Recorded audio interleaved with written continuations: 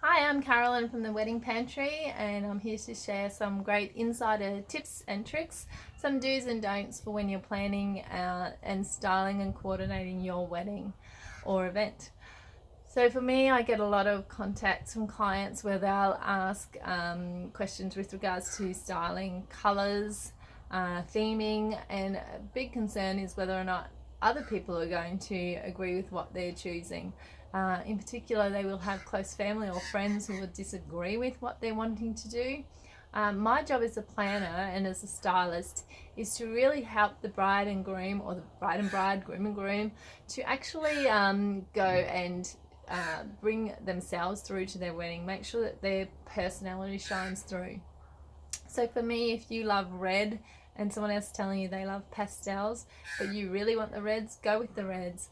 For me, it's my job to basically tie everything that you would like together.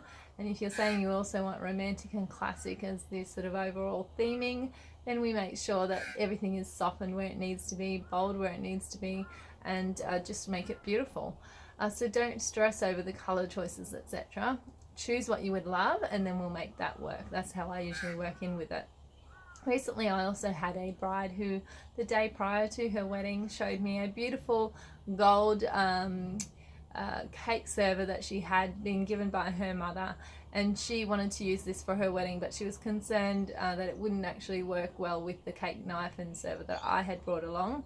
Obviously, removing the server, she had her own. As I said to her, at the end of the day, she's wanting to have that on there as something that's close to her from her mum, and we've tied some beautiful ribbon around it, put them in as close as possible together, and at the end of the day, no one's really paying too close attention to that, and if they are, I wouldn't be stressing over it, because you know it's something that's close to your heart and it's got beautiful sentimental value, and that's much more important than whether or not it looks like it goes together perfectly.